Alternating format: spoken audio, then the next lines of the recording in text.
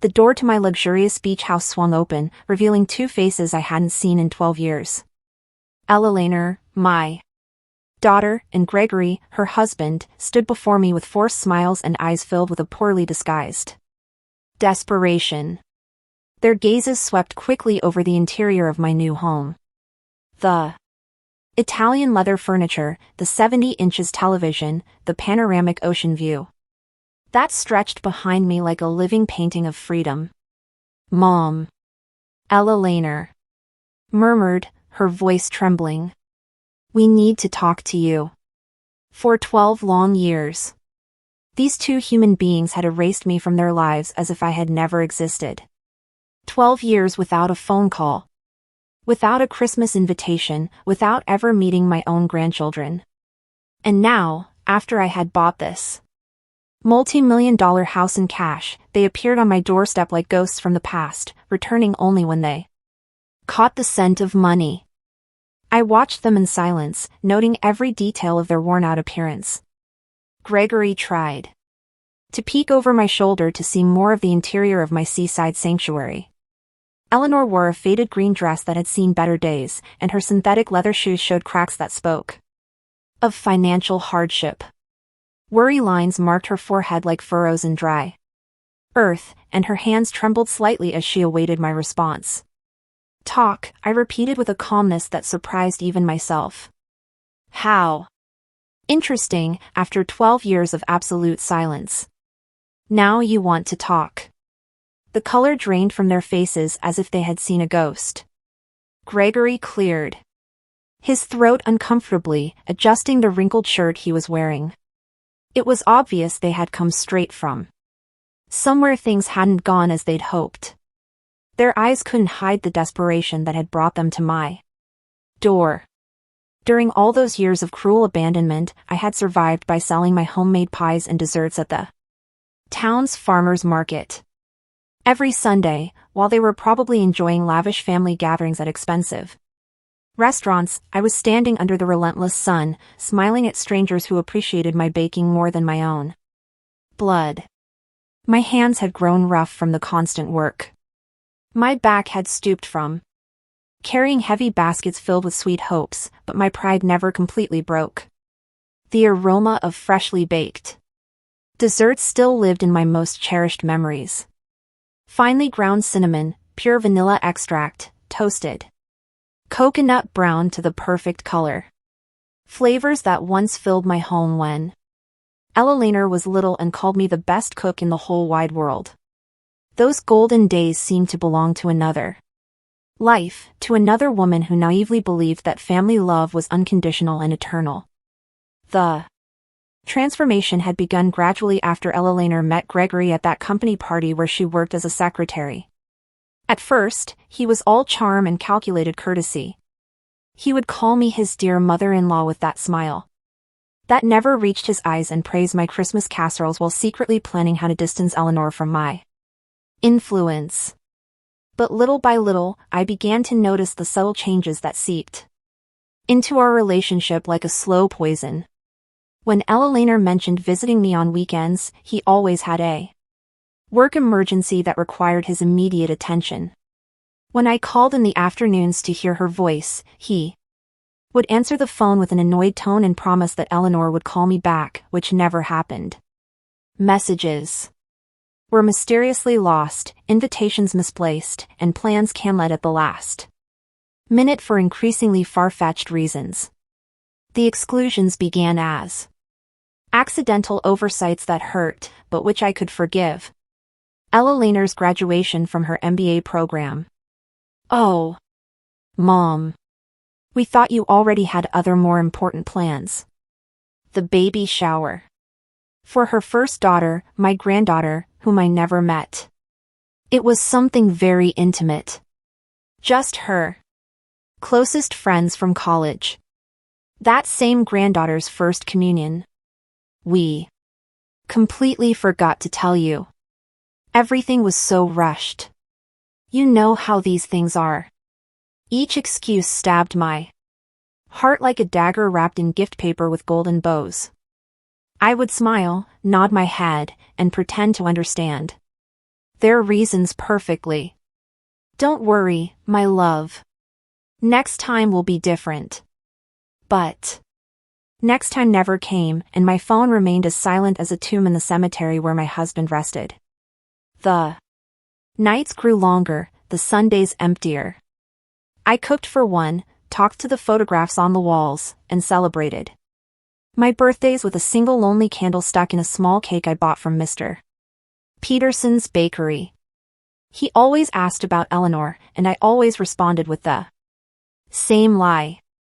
She's very busy with her new life. You know how it is. But now, standing on the threshold of my dream house, with the ocean whispering secrets behind me and the salty scent of the sea filling my lungs, I saw them for who they really were. I invited them in. With an elegant wave of my hand, watching as their eyes widened at the sight of the luxury that now surrounded me. The Italian marble floor gleamed under the natural light pouring in through the enormous windows, reflecting their small, nervous figures. Eleanor walked behind Gregory like a shadow, keeping her head down while he appraised every piece of furniture, every work of art, every detail of my new reality with the poorly concealed greed of a professional appraiser. Sit down, I said, gesturing to the cream-colored leather sofa that had cost more money than they had seen together in years. I suppose after so much time, you have a lot to tell me. Gregory cleared his throat, adopting that important man posture he always used when he wanted to impress someone. Annabelle, we know it's been a few years since we've spoken, but 12 years, I interrupted him with a firm voice. Not a few years, 12 exact years since you decided I didn't exist. Eleanor finally looked up, and I could see tears welling in her eyes, but they no longer moved me as they once had. I had cried too many nights alone to allow her calculated tears to manipulate me now. Mom, it wasn't our intention. Things got complicated. Gregory's job. The kids. The kids I never met. I replied, feeling the rage that had been contained for years began to boil inside me. My grandchildren who grew up without knowing they had a grandmother who would have loved them unconditionally. During those 12 years of forced exile, I had built a routine that kept me sane. Every morning, I got up at 5, preparing my desserts with the same dedication I once put into caring for Eleanor when she was a baby. The pie crust required patience. The exact point of the caramel needed constant attention, and the baking time did not forgive mistakes. Those recipes had become my salvation and my livelihood. Sundays at the farmer's market were my time for social interaction. Older women like me would come to buy my sweets and we would end up talking about our lives, our absent children, our postponed dreams. Martha, a 72-year-old widow, became my confidant without either of us planning it. She too had been abandoned by her children after they married. She too knew the pain of being invisible to those who were once the center of your universe. Children think that once they form their own family, we parents no longer matter. Martha would tell me as she bought 3 pies to take to her neighbors. But when they need something, oh, then they remember we exist. How prophetic that conversation had been. Now watching Eleanor wring her hands nervously while Gregory mentally calculated the value of my new life, I understood perfectly what Martha had meant. The change in Eleanor had been gradual but relentless. During the first few years of her marriage, she still called me occasionally, but the conversations became mechanical, filled with awkward silences. Gregory was always present in the background, clearing his throat or making comments that cut our talks like sharp blades. Your mom always has some drama, I heard him say once when Eleanor thought she had hung up the phone. My mother never bothers us with her personal problems, her personal problems. That's how Gregory had classified my loneliness, my natural desire to maintain contact with my only daughter. My need to be part of her new family. Everything I felt and needed had been reduced to personal problems that disturbed their perfect married life. The family invitations began to arrive. Less frequently until they disappeared completely. First, it was Thanksgiving dinner. This year will be something small, Mom. Just the four of us. Then Christmas. The kids are sick. We'd better postpone it. Then the birthdays. Everything got complicated with Gregory's work. Each excuse was accompanied by empty promises about a next time that never came. Eleanor developed a special talent for making every rejection sound reasonable. Every exclusion seem temporary, every abandonment feel as if it were for my own good. We don't want you to feel obligated to come, Mom. You're old enough to rest and enjoy your peace and quiet. My peace and quiet. As if loneliness were a gift I had asked for. As if waking up every morning in a silent apartment was my idea of happiness. As if cooking for one and eating in front of the television was my definition of a full life. The years passed like pages of a calendar that no one read. My routine became so predictable that even the mailman knew exactly what time I would be watering the plants on my small balcony. Monday. Prepare apple pies. Tuesday, Jell-O salads of different flavors. Wednesday. Chocolate fudge cakes that sold like hotcakes. Thursday, muffins that perfumed my entire apartment. Friday. Pumpkin spice turnovers. Saturday, prepare everything for market day. Sunday, the market, the ladies, the conversations that temporarily filled the void in my chest.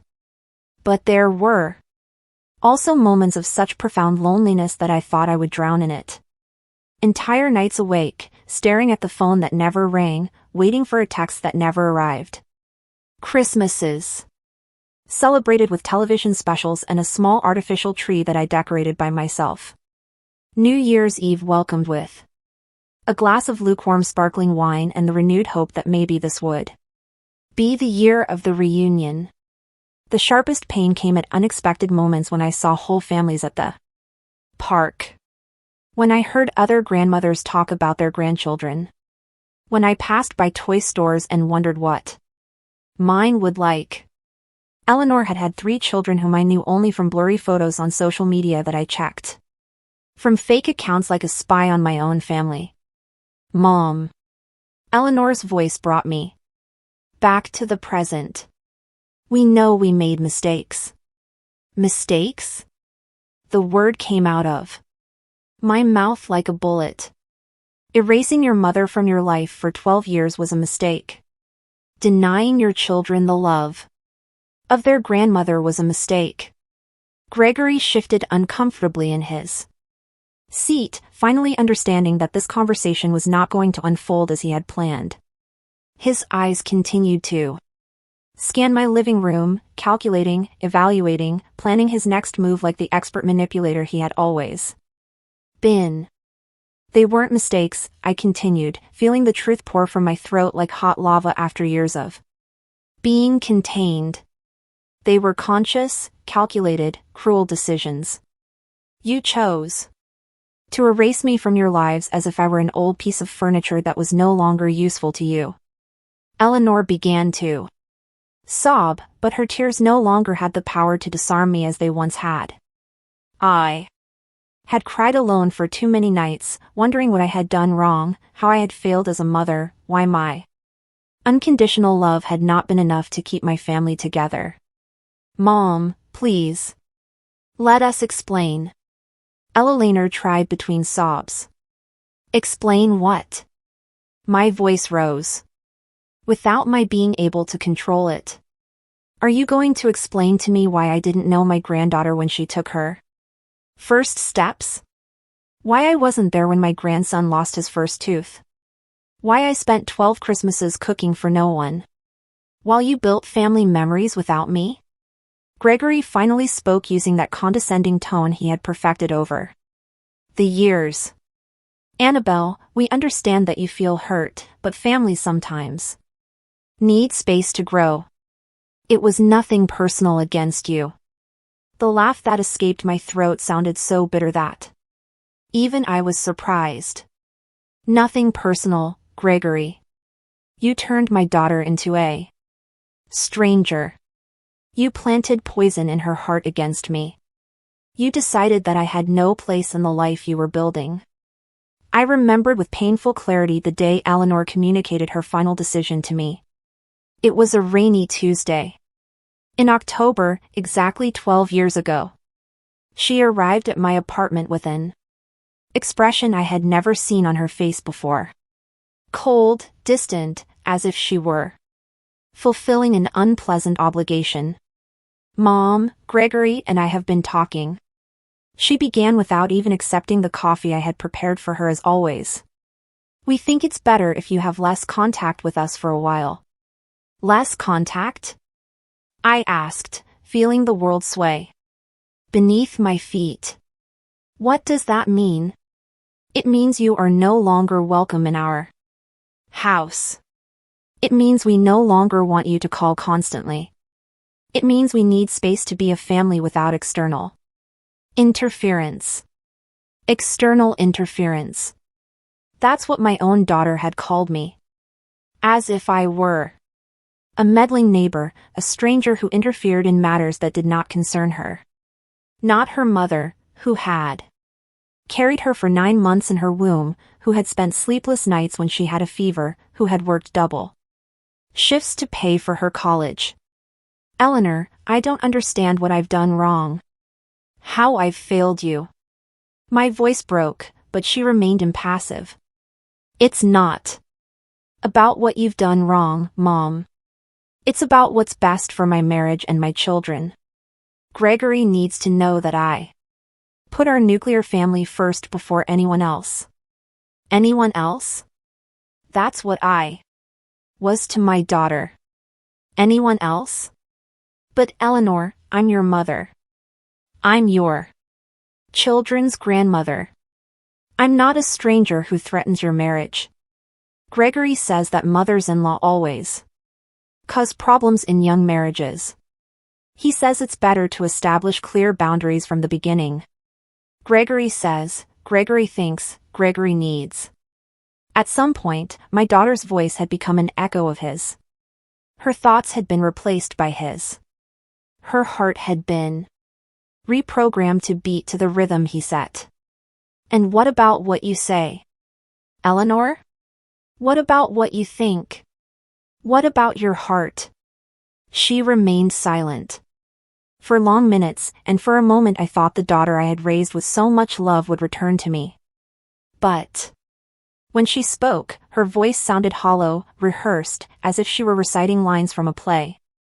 I think Gregory is right. I think it's for the best, for everyone, including you, Mom. You can have your own life without worrying about us. That was the last real conversation we had. After that day, Eleanor became a ghost who occasionally sent me cold, superficial text messages. Hope you're well, Mom. Happy birthday. Happy New Year.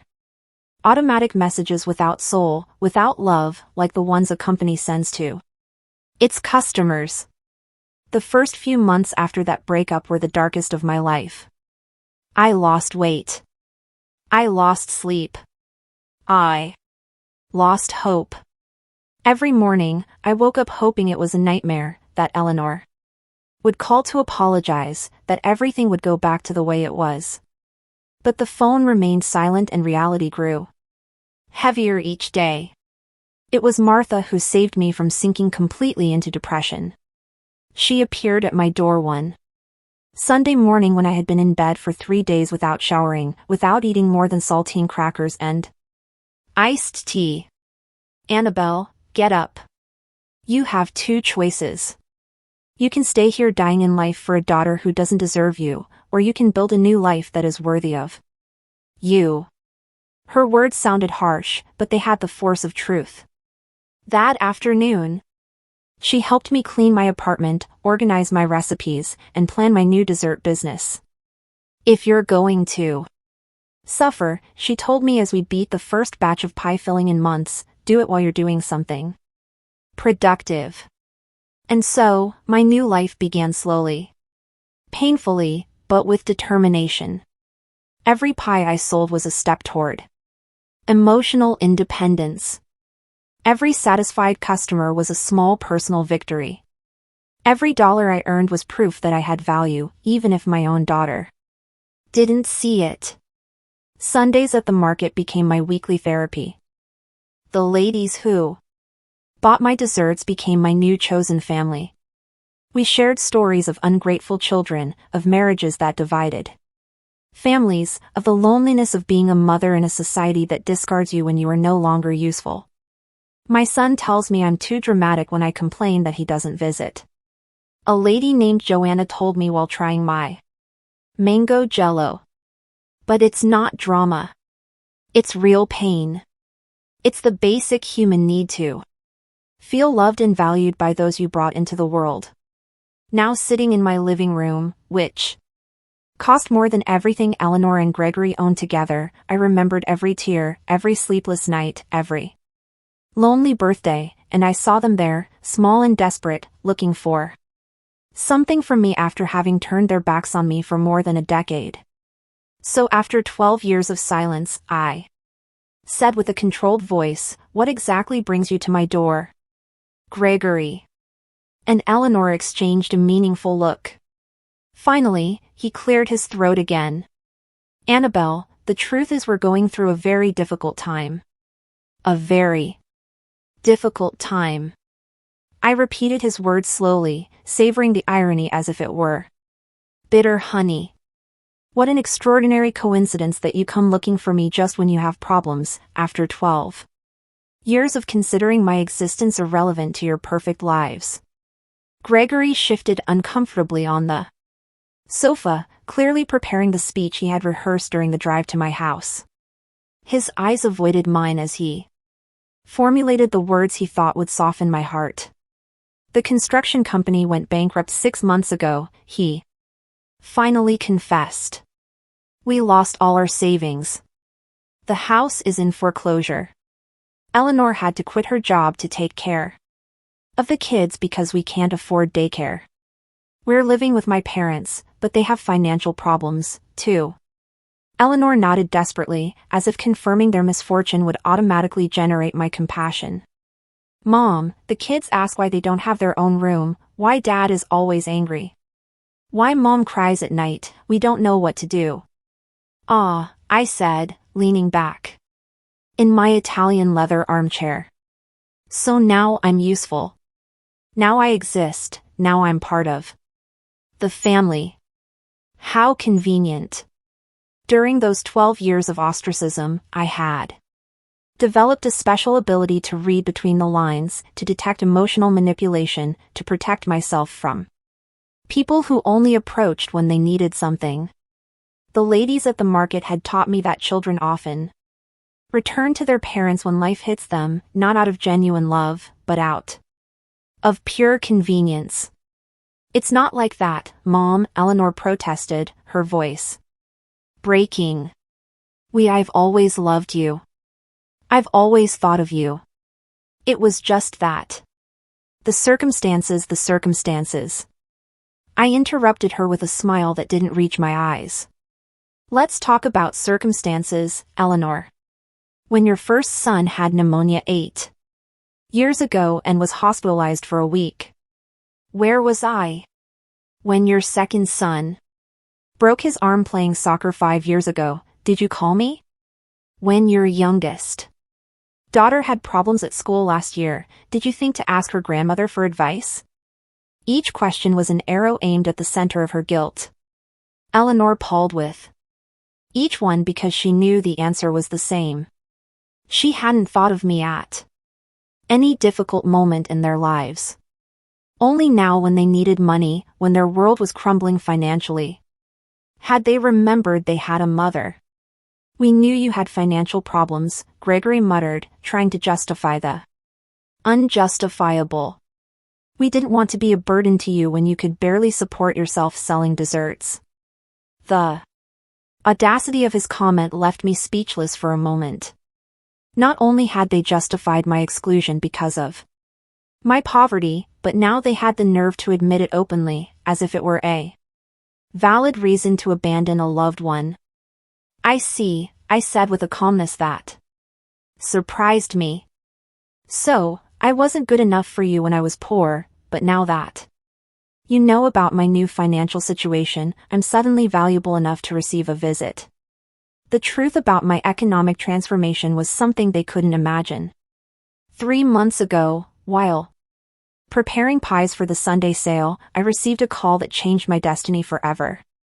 It was a lawyer from the city, informing me of the death of my Aunt Joan, my late father's sister, who had lived in the United States for 50 years. Without our family knowing much about her, Aunt Joan had been the black sheep of the family, the one who left young in search of the American dream and never returned.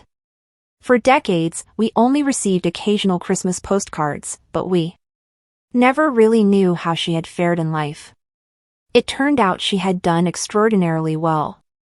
The inheritance included a house in Los Angeles that sold for $1.5 million, bank accounts with another $500,000 and several investments totaling another $2 million. Overnight, I went from counting pennies to buy ingredients for my desserts to having more money than I had ever dreamed of possessing. But the most important thing about that inheritance wasn't the money. It was the letter Aunt Joan had left specifically for me. In that letter, she told me how she had followed my life through social media, how she had seen my loneliness, my family's abandonment, my daily struggle to survive. She explained that she had decided to leave me everything because she recognized in me the same strong woman she had been, someone who had been underestimated and abandoned by her family, but who had never given up. Annabelle, the letter said in the shaky handwriting of a 92-year-old woman. I have seen how your daughter has treated you. I have seen your dignity and loneliness. This money is for you to live your final years as the queen you always were, not as the beggar they wanted you to be. With that inheritance, I bought this house by the sea. A place where I could wake up every morning listening to the waves and breathing fresh air, free from painful memories and toxic people. For the first time in 12 years, I slept in complete peace. Mom. Eleanor tried to approach me, but I raised my hand to stop her.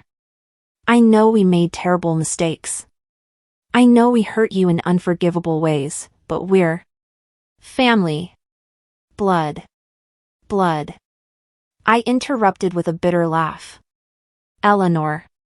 Blood means nothing without respect, without love, without consideration. You turned our family connection into a wet piece of paper that you threw in the trash when it no longer suited you. Gregory leaned forward, adopting a posture of calculated vulnerability that he had probably practiced in front of the mirror. Annabelle, we understand your pain. We understand your anger, but the children are innocent in all of this. They don't deserve to suffer for our mistakes. There it was, the card he had saved for last. The children, my unknown grandchildren, the most powerful emotional manipulation they had in their arsenal. They knew that mentioning the little ones could soften my heart, hardened by years of neglect. The children? I asked, feeling a mixture of pain and rage stir in my chest. The same children who grew up without knowing they had a grandmother who would have loved them unconditionally. The same children who were denied the love, wisdom, and care of their grandmother for all these years. Ella Laner began to sob again, but this time her tears seemed genuine, heavy with the weight of real guilt. Mom, we didn't think about the long-term consequences. Gregory said it was better for the marriage, that mothers-in-law always caused problems. Gregory said, I repeated, looking directly at the man who had orchestrated the destruction of my relationship with my daughter. Gregory thought, Gregory decided, and where was your own voice? Eleanor? Where was your own heart? My voice got lost somewhere between the promises of a perfect marriage and the fear of contradicting my husband.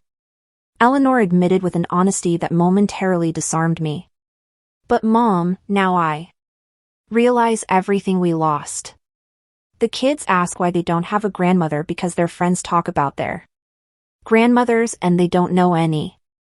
Her words were daggers straight to the heart. But I had learned not to let pain cloud my judgment. For 12 years, I had fantasized about this moment, Eleanor's return, the acknowledgement of her mistake, the chance to meet my grandchildren. But now that it was happening, I realized it was coming too late and for the wrong reasons.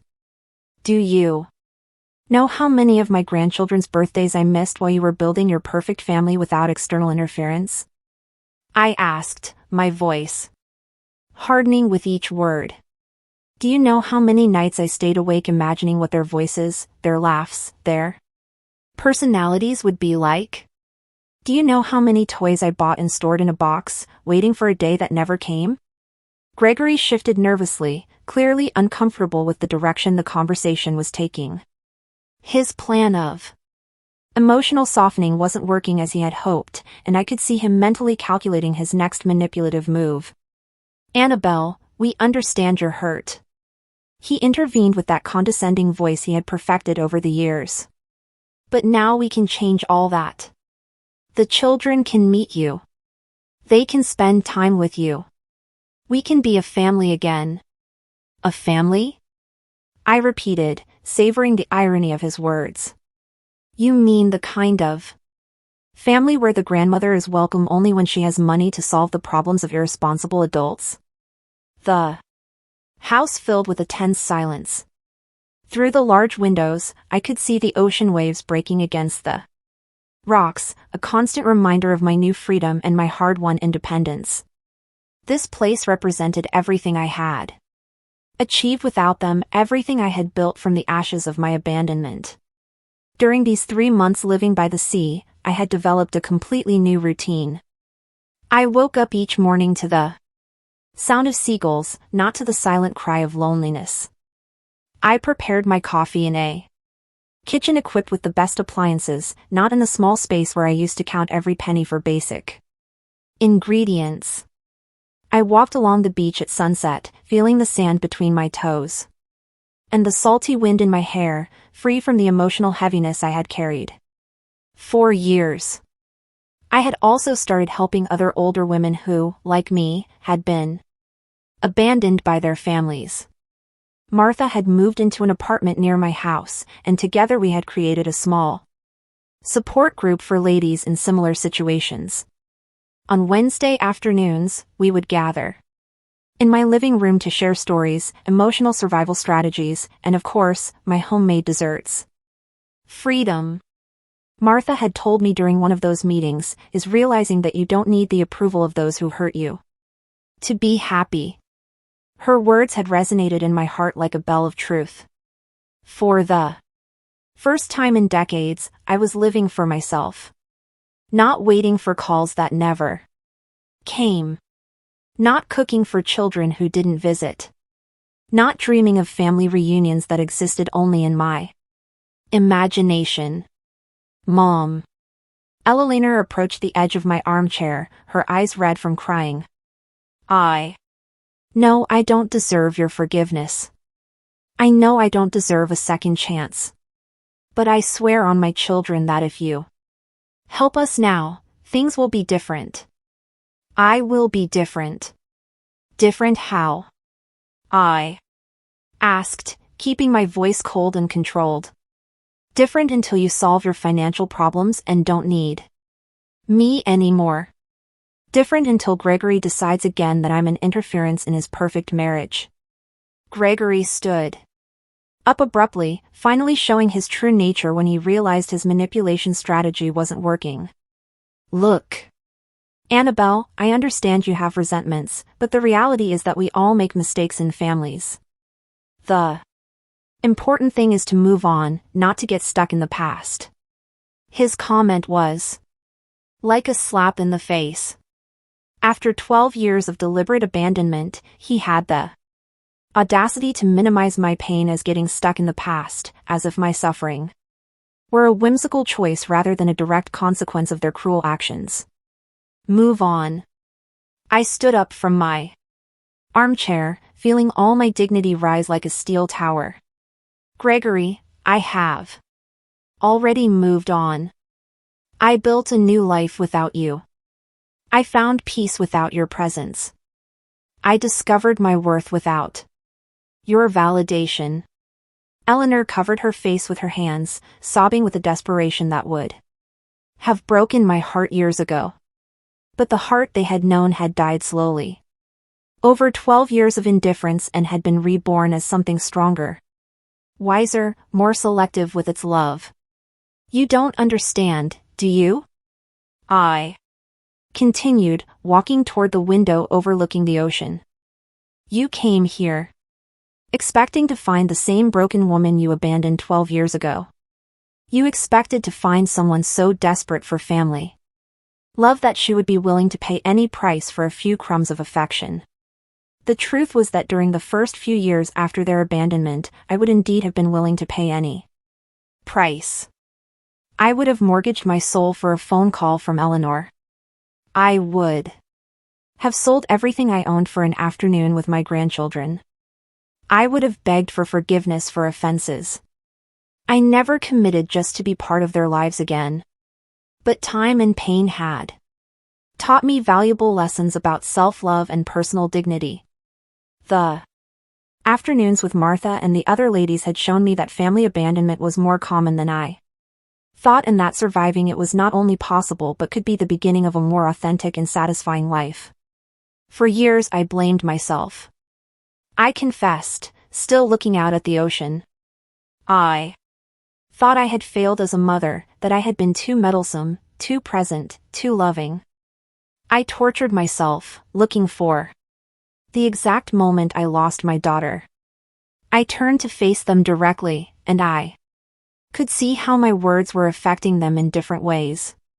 Eleanor seemed genuinely devastated, as if she were finally understanding the magnitude of the damage they had caused. Gregory, on the other hand, showed signs of impatience and frustration, clearly calculating whether it was worth continuing with this strategy or if he should try a different approach. But eventually, I understood the truth. I continued. I didn't lose my daughter because of something I did wrong. I lost her because she chose a man who considered having a present mother-in-law a threat to his fragile masculinity. I lost her because she valued her husband's approval more than her mother's love. Eleanor stood up, swaying as if my words were physical blows. Mom, it's not like that. I never stopped loving you. I just got confused. Gregory made me believe it was for the best for everyone. Gregory manipulated you. I corrected her. But you allowed him to do it. You chose to believe his lies because they were more comfortable than defending your mother. You preferred the artificial peace of a controlling marriage over the discomfort of setting healthy boundaries with your husband. The silence that followed my words was deafening. I could hear the ticking of the wall clock, the distant sound of the waves, Eleanor's agitated breathing. Gregory had adopted that rigid posture he used when he felt cornered, preparing to counterattack or to retreat strategically. So, what do you want from us? Gregory finally asked, abandoning any pretense of remorse or vulnerability.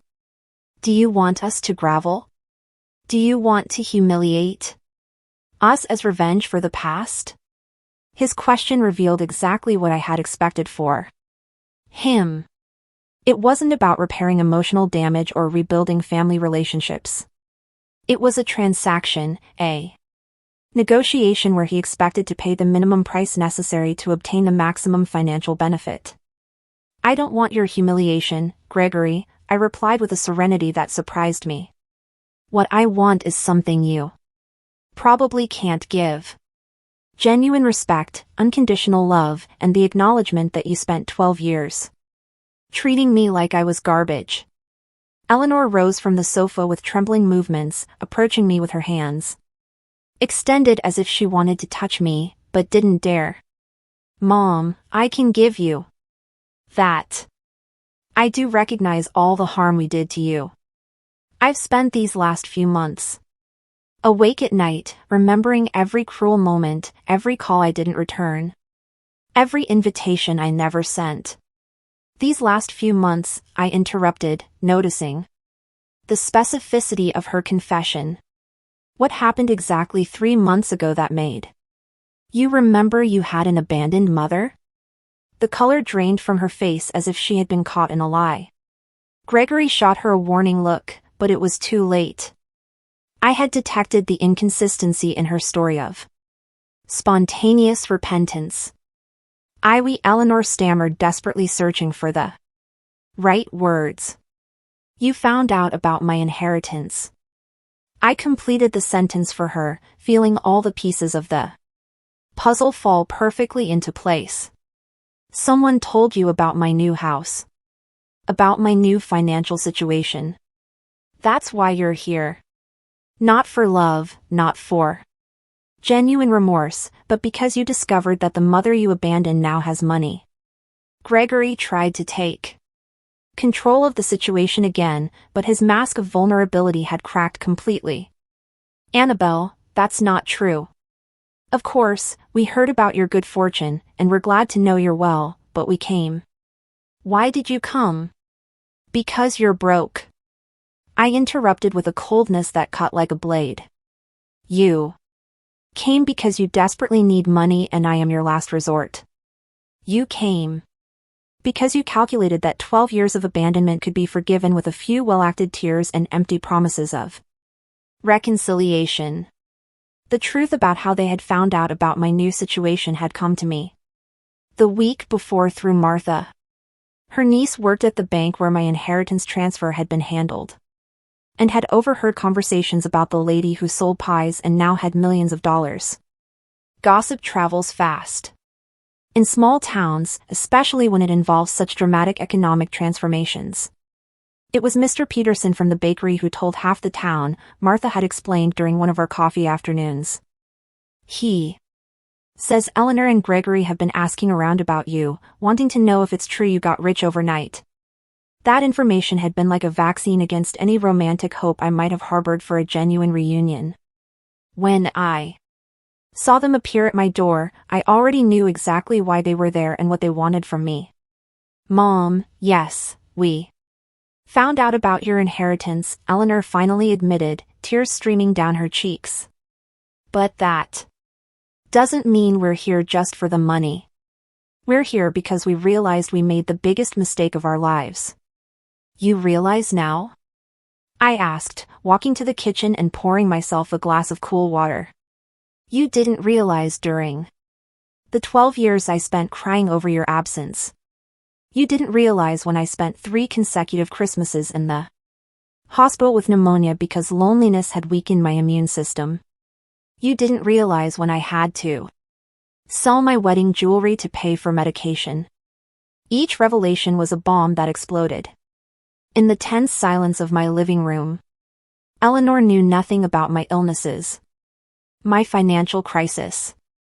The nights I had considered it would be easier to simply not wake up the next day. To her, I had existed in a time bubble, frozen at the moment of her departure, patiently awaiting her eventual return. We didn't. No, Eleanor murmured, but her excuse sounded hollow even to herself. You didn't know because you never asked, I corrected her. For 12 years, you could have picked up the phone just once to find out how your mother was. You could have sent a text message asking if I needed anything. You could have stopped by my apartment to check if I was still alive. Gregory stood up abruptly, clearly frustrated that his plan of emotional manipulation was not yielding the expected results. All right, Annabelle, we get it. You're angry. But we're here now. We're here asking for forgiveness, wanting to fix things. Doesn't that count for something?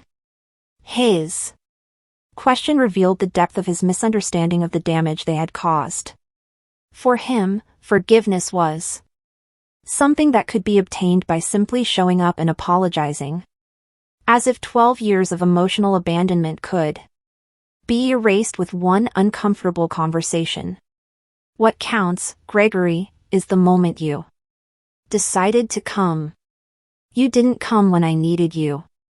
You came when you need me. I walked over to the window overlooking the backyard where I had planted red roses that were blooming beautifully under the coastal sun. Those roses represented my rebirth, my ability to create beauty even after being cruelly pruned by those who were supposed to care for me. For all these years, I continued without turning to look at them. I developed a very simple philosophy about human relationships. People show you who they really are through their actions, not their words. You showed me that I had no value in your lives when things were going well. Eleanor came up behind me and I could feel her trembling presence near my shoulder. Mom, we were young, stupid, influenced by wrong ideas about marriage and family. But we've grown up. We've matured. You've gone broke. I corrected her without turning around. You haven't matured. You've gone broke, and now that you need financial help, you suddenly remember you have a mother. The silence that followed was broken by the sound of my phone. It was Martha, probably calling for our weekly gardening session. I let it go to voicemail, but her call reminded me of something important. I had a full and satisfying life without them. I had genuine friendships, purpose, peace of mind. I didn't need validation from people who had treated me like a disposable object. Do you know what the most painful moment of all these years was? I asked, finally turning to face them. It wasn't when you stopped inviting me to celebrations. It wasn't when you stopped calling. It was when I realized that I loved you unconditionally. But your love for me had conditions that you never clearly explained. Eleanor began to sob again. But this time, her tears seemed to come from a deeper, more genuine place. Mom, I love you. I've always loved you. It's just that I let others convince me that that love was problematic for my marriage. And now that your marriage is in a financial crisis, I observed, suddenly that love is no longer problematic. How convenient. Gregory had remained silent for the last few minutes, but I could see his mind working, calculating, evaluating, looking for a new angle of attack. He finally spoke, adopting a different tone, more direct and less manipulative. Look, Annabelle, let's be honest here. We need financial help. You have money. We're family, even if we've had problems in the past. Isn't it natural for family to help each other in difficult times? His brutal honesty was almost refreshing after so much poorly acted emotional manipulation. At least now we were speaking clearly about what they really wanted from me. It's interesting that you mentioned the concept of family helping each other, I replied with a smile that was anything but warm. Where was that family philosophy when I was working 14-hour days selling desserts to survive? Where was that family solidarity when I had to choose between buying medicine or food? Do you know what's the most pathetic thing about all this? I continued, feeling years of contained pain transform into a crystalline clarity that cut like a scalpel. That if you had come a year ago when I was still living in that tiny apartment, when I was still counting coins to buy ingredients, I probably would have welcomed you with open arms. I would have cried with joy. I would have forgiven everything without conditions. I would have cooked for you until I dropped from exhaustion. Eleanor covered her face with her hands, her sobs now accompanied by a body tremor that showed the magnitude of her Desperation. Gregory, on the other hand, had adopted a more tense posture, like a cornered animal evaluating its escape options. But the money gave me something I never had during those 12 years of abandonment. I went on, walking slowly through my living room like a judge, delivering a sentence. It gave me perspective. It gave me the freedom to choose who deserves to be in my life and who doesn't. It gave me the power to say no without fear of the consequences. During my first few weeks living in this house, I had spent many hours reflecting on this exact possibility. What would I do if Eleanor and Gregory appeared at my door? How would I react? Would I be able to maintain my dignity, or would I crumble at the first opportunity to get my daughter back? Martha had been my counselor during those deep reflections. Money doesn't change who you are on the inside, she had told me as we drank tea on my new terrace. But it does change how others see you and how you see yourself. The question is, are you going to use that new perspective to be wiser? Or to make the same emotional mistakes of the past? Her words had been prophetic. Now facing the exact scenario we had discussed, I realized that the money had indeed changed me, but not in the way Eleanor and Gregory expected. It hadn't made me more generous with those who had hurt me. It had made me more selective with who deserved my time and my emotional energy. Mom. Eleanor tried to approach me again. I understand your anger. I understand your pain. But don't you think everyone deserves a second chance? Don't you think family love can overcome any past mistake? A second chance? I repeated, savoring the irony of her words.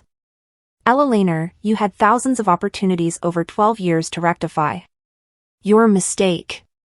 Every day you woke up was an opportunity to call your mother. Every birthday, every Christmas, every Mother's Day was an opportunity to remember that you had a family that loved you unconditionally.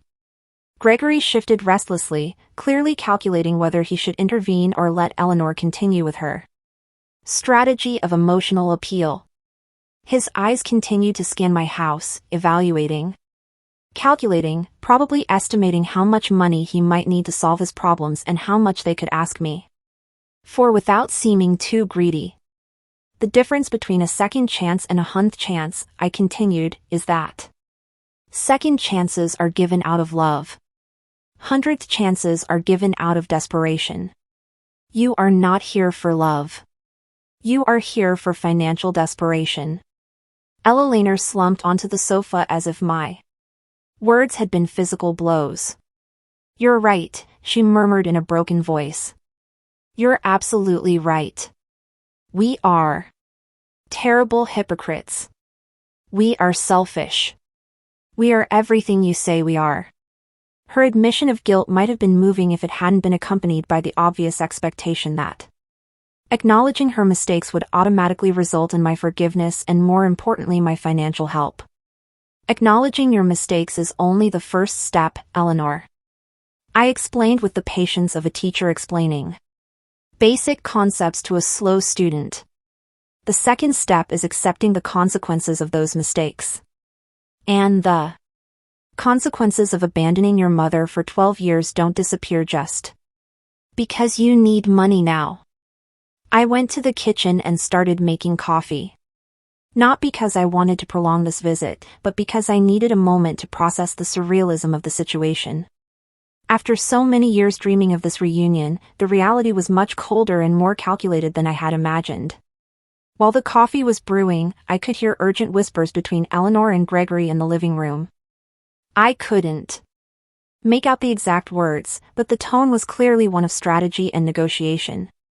They were recalibrating their approach, looking for new angles of manipulation. I returned with a tray containing a single cup of coffee. I sat in my favorite armchair and drank slowly, observing them like a scientist studying specimens in a laboratory. Aren't you going to offer us coffee? Gregory asked, clearly irritated by my lack of traditional hospitality. No, I replied simply. This is not a social visit. This is a negotiation, and in negotiations, hospitality implies equal positions. We are not in equal positions. Ella Laner seemed genuinely hurt by my coldness, but Gregory showed an expression of reluctant respect, as if he were finally understanding that the woman in front of him was not the same one they had abandoned 12 years ago. All right, Gregory said, adopting a more direct tone. Let's talk clearly. We need $100,000 to save the house and start over. We know you have money. We know we're family. What do you need to? Here to help us? His question was so transactional, so devoid of genuine emotion that it almost made me laugh. He had reduced 12 years of family abandonment to a simple business negotiation. What magic words did he need to say to access my money? What I need to hear, I replied after a long sip of coffee, is the truth about why you really excluded me from your lives, not sugar-coated versions about youthful mistakes or external influences. The real truth. Ella Laner and Gregory exchanged significant glances. It was clear they had prepared several versions of their story, but none had included the brutal honesty I was demanding. The truth, Eleanor murmured, is that Gregory convinced me that you were problematic for our marriage. Problematic how? I pressed, not allowing her to hide behind euphemisms. Gregory took the floor, probably realizing that Ella Laner's victim strategy wasn't working. I thought you were too present. Too opinionated. I thought you interfered in our decisions as a couple. Interfered how? I continued to press, determined to extract the whole truth. You always had suggestions on how to raise the kids, on how to handle money, on where to live. Gregory admitted with an honesty that probably cost him physically. And Ella Laner always listened to you. She always considered your opinion before mine. There it was, the naked truth. Gregory had seen my maternal influence as a threat to his total control over Ella Laner. He couldn't tolerate the idea of his wife having a source of wisdom and support independent of him. So, you eliminated me because I represented an alternative voice in Ella Laner's life? I summarized. You eliminated me because my unconditional love for my daughter threatened your need to be her sole source of validation and direction. The silence confirmed my analysis. Ella Laner finally lifted her head, her eyes re-aimed, but with an expression of belated understanding. Mom, now I understand that Gregory was as wrong. I understand that I need your voice in my life. I understand that I made the biggest mistake of my existence by choosing to please him over honoring our relationship. Her words sounded genuine, but they came 12 years too late and in the wrong context. It was easy to recognize mistakes when the consequences of those mistakes were destroying you financially. You understand now that you need my voice in your life. I repeated her words slowly. But you specifically need my voice to say yes to a loan of $100,000. Eleanor flinched at the surgical precision of my observation. Gregory, on the contrary, seemed irritated by my refusal to accept the narrative of repentance they had so carefully constructed. Annabelle, enough with the psychological games. He finally exploded, showing his true personality for the first time that afternoon. We get it, you're angry. We get it. We made mistakes, but we're here now, asking for help, willing to make amends. What more do you want?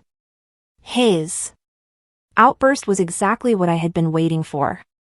The moment the mask of vulnerability would fall completely and reveal the controlling, manipulative man he had always been.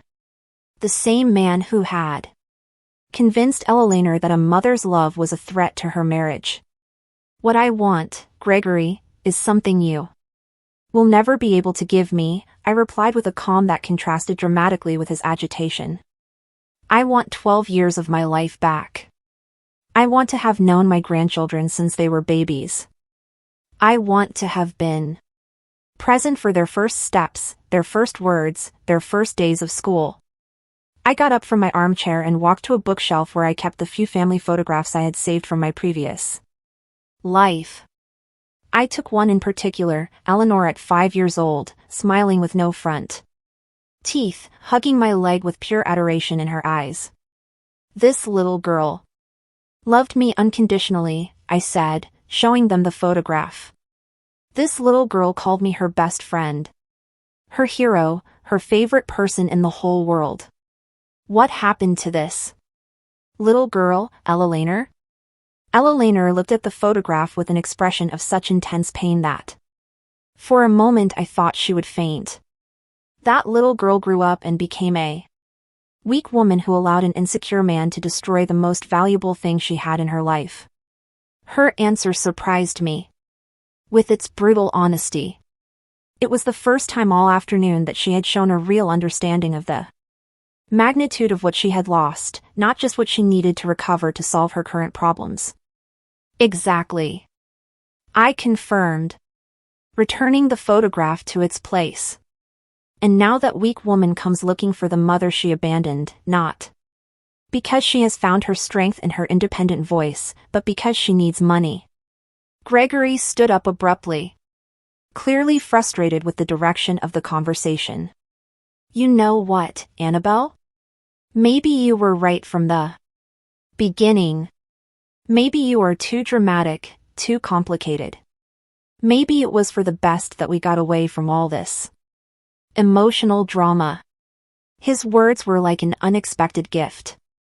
After hours of careful manipulation, he had finally shown his true nature, confirming everything I had suspected about him for years. There he is, I said, smiling genuinely for the first time all afternoon. There is the real man. The man who convinced Eleanor that maternal love was emotional drama. The man who couldn't tolerate his wife having an independent source of support. Ella Laner looked at Gregory with a growing expression of horror, as if she were finally seeing something that had been in front of her for years, but that she had refused to acknowledge. Gregory, she murmured in a trembling voice. Do you really think my mom is being dramatic for being hurt after we abandoned her for 12 years? Eleanor, don't let her manipulate you again, Gregory replied, adopting that paternalistic tone he had probably used to control her throughout their relationship. She's playing with your emotions to make you feel guilty. No, Ella Laner said with a firmness she hadn't shown all afternoon. She's not playing with my emotions. She's expressing the legitimate pain that we caused her. She's being honest about the consequences of our terrible actions. I watched this exchange with the interest of a spectator watching a play I knew by heart. It was fascinating to see how financial desperation had begun to crack the power dynamic that Gregory had so carefully built over the years. Eleanor, I said softly, Dodo, you realize that even now, in this moment of crisis, your husband is more concerned with controlling your reaction than with repairing the damage they did to me. Eleanor turned to look at Gregory with new eyes, as if she were seeing a stranger. You're right, she murmured. Even now, he's more concerned with being right than with doing the right thing. Eleanor, don't get confused, Gregory insisted. But his voice had lost the confident authority it had maintained for years. We need to focus on solving our problems, not on relitigating the past. Our problems, I repeated, noting the specific choice of words. Gregory, your financial problems are not my problems. Your bankruptcy is not my responsibility. Your inability to maintain a successful business is not something I should solve. The room filled with a tense silence as my words settled into the reality of the situation. Ella Laner seemed to be experiencing a sort of belated awakening while Gregory clearly struggled between different manipulation strategies. Besides, I continued, even if I decided to help you financially, what guarantee would I have that you wouldn't disappear from my life again once your problems are solved? Eleanor opened her mouth to protest, but closed it when she realized she had no convincing answer. The truth was there was no guarantee, and everyone in that room knew it. During these 3 months living here, I have developed a beautiful and peaceful routine. I wake up when I want. I eat what I please. I watch the sunsets from my terrace. I read books I always wanted to read. I help other women who have gone through experiences similar to mine. I approach the window again, watching the waves that broke rhythmically against the rocks. I have discovered that peace of mind is priceless. I have learned that chosen solitude is infinitely superior to toxic company. Mom. Eleanor came up from behind, her voice barely a whisper. What do I have to do to earn your forgiveness? What do I have to do to win back your love?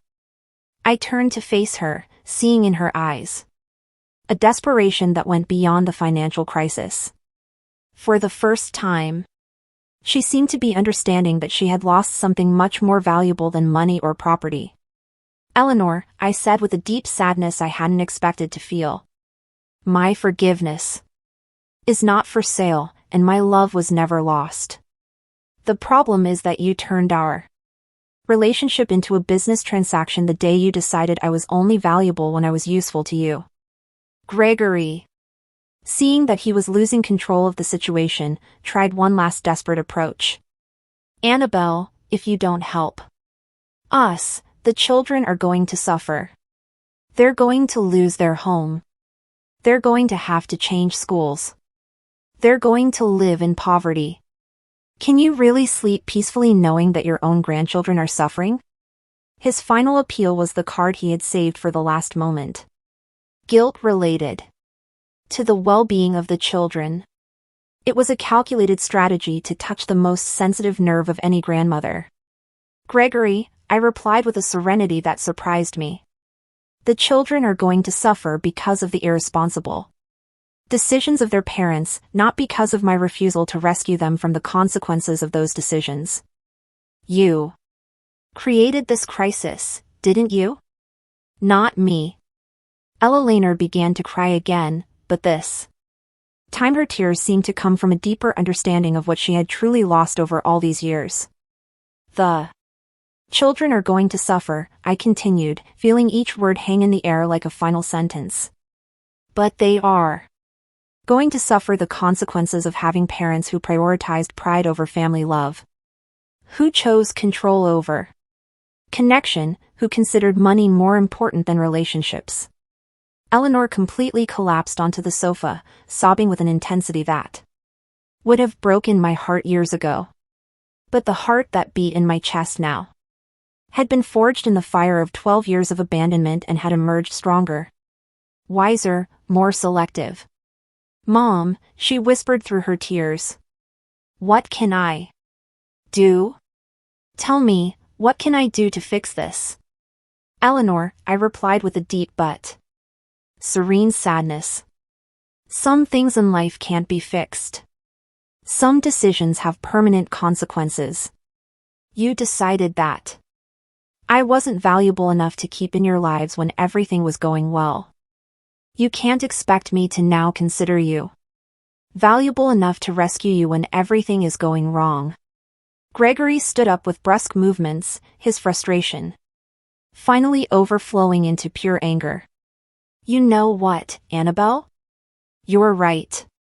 You were a mistake from the beginning. You were a constant interference in our marriage. Eleanor is better off without your drama, without your constant need for attention, without your emotional manipulation. His words were like a final gift of clarity. After hours of masks and manipulation, he had finally shown his true essence. A man so insecure that he needed to isolate his wife from all sources of love and support to feel powerful. "Thank you, Gregory," I said, with a genuine smile. "Thank you for confirming exactly who you are and why I made the right decision by not helping you." Eleanor looked at her husband with an expression of horror and belated understanding.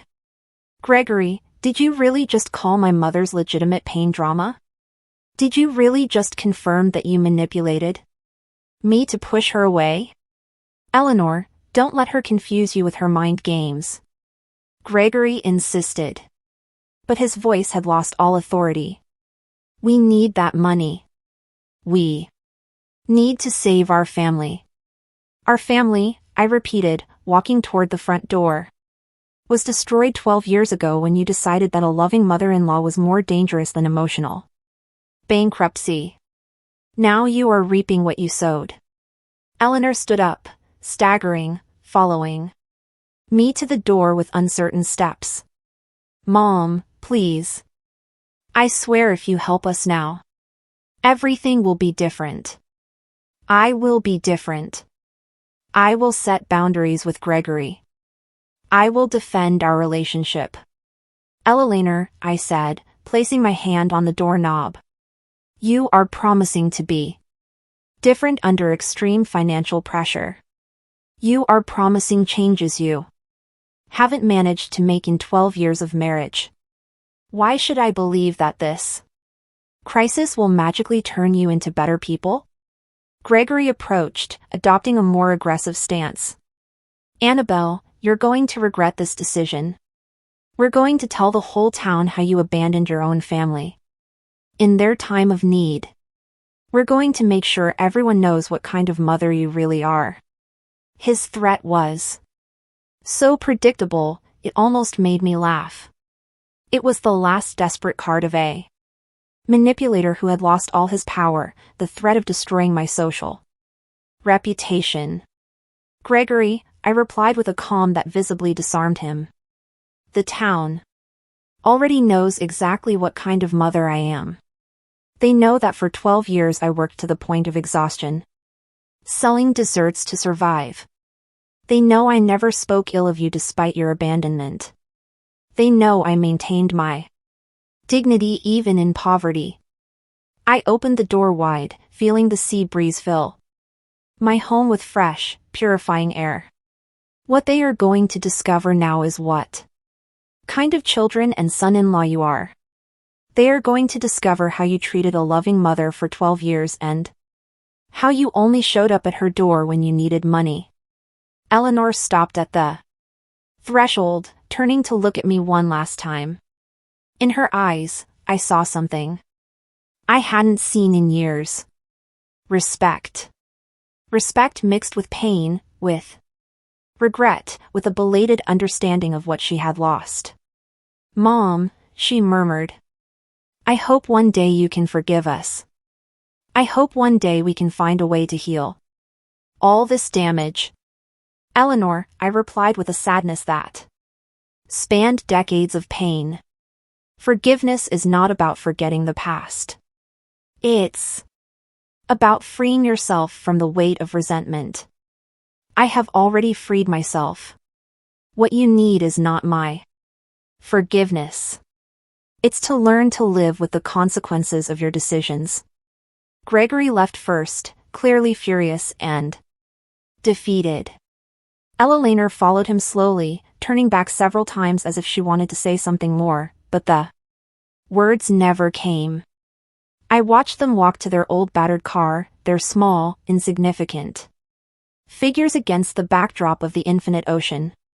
After 12 years, they had finally left my life in the same way they had entered it, seeking something for themselves without offering anything genuine in return.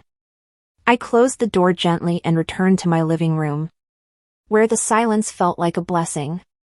There were no shouts, no manipulation, no emotional drama, just peace. I poured myself a glass of white wine that I had been saving for a special occasion and went out to my terrace. The sun was beginning to set, painting the sky in shades of gold and pink that reflected on the calm waves. My phone rang. It was Martha. How did it go with the unexpected visitors? She asked with the wisdom of someone who had been through similar experiences. Exactly as we expected, I replied, taking a sip of wine and feeling peace settle into my bones. They came for money, not for love. They confirmed everything we already knew about them. And how do you feel? I reflected on her question as I watched a seagull glide gracefully over the waves. I feel free, Martha. I feel completely, absolutely free. That night after the call with Martha, I walked along the beach under the stars, the cool sand between my toes, the rhythmic sound of the waves, the vastness of the ocean stretching to the horizon. Everything reminded me that I had chosen a life of peace over a life of toxic family complications.